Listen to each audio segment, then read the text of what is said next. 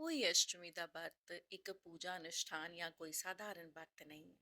ਇਹ ਮਾਤਵਤਾ ਬਿਨਾਂ ਸ਼ਰਤ ਪ੍ਰੇਮ ਤੇ ਤਿਆਗ ਦੀ ਆਧਿਆਤਮਿਕ ਅਭਿਵਿਅਕਤੀ ਦਾ ਇੱਕ ਤਰੀਕਾ ਹੈ। ਇਸ ਦਿਹਾੜੇ ਦਾ ਬੜਾ ਮਹੱਤਵ ਮੰਨਿਆ ਜਾਂਦਾ ਹੈ, ਭਾਵਨਾਤਮਕ, ਧਾਰਮਿਕ ਤੇ ਸਾਂਸਕ੍ਰਿਤਿਕ ਤੌਰ ਪਰ। ਉਹੀ ਮਾਤਾ ਦਾ ਸ਼ਾਬਦਿਕ ਅਰਥ ਹੁੰਦਾ ਹੈ ਮਾਂ। ਮਾਂ ਜੋ ਅਸੰਭਵ ਕੀ ਸੰਭਵ ਕਰੀ ਦਿੰਦੀ ਹੈ।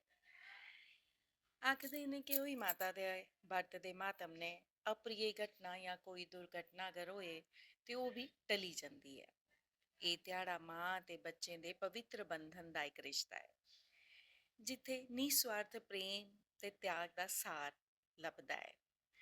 ਜਿੱਥੇ ਮਾਂ ਬਗੈਰ ਕਿਛ ਖਾਦੇ ਦੇ ਨਿਰਜਲਾ ਵਰਤ ਕਰਨੇ ਦਾ ਤਪ ਲੈਂਦੀ ਹੈ, ਕੇਵਲ ਆਪਣੀ ਸੰਤਾਨ ਦੀ ਖੁਸ਼ੀ, ਉਹਦੀ ਖੁਸ਼ਹਾਲ ਜੀਵਨ, ਉਹਦੀ ਨਰੋਈ ਜ਼ਿੰਦਗੀ ਵਾਸਤੇ। ਦੀਵਾਲੀ ਕੋਲ 8 ਦਿਨ ਪਹਿਲੇ ਅਸ਼ਟਮੀ ਵਾਲੇ ਦਿਨ ਉਹੀ ਮਾਤਾ ਦਾ ਵਰਤ ਕੀਤਾ ਜਾਂਦਾ ਹੈ, ਤਾਂ ਅਸੀਂ ਉਹੀ ਅਸ਼ਟਮੀ ਵੀ ਆਖਦੇ ਨੇ।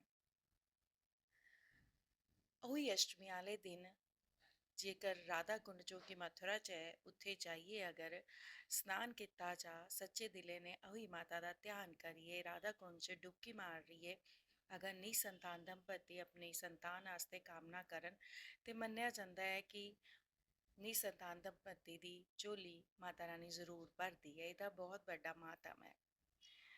ਸਾਰੇ ਸੰਤਾਨੇ ਦੀ ਰਕਸ਼ਾ ਕਰਨੇ ਵਾਲੀ ਉਹੀ ਮਾਤਾ ਦੀ ਸਦਾ ਅਗੇ ਜੈ।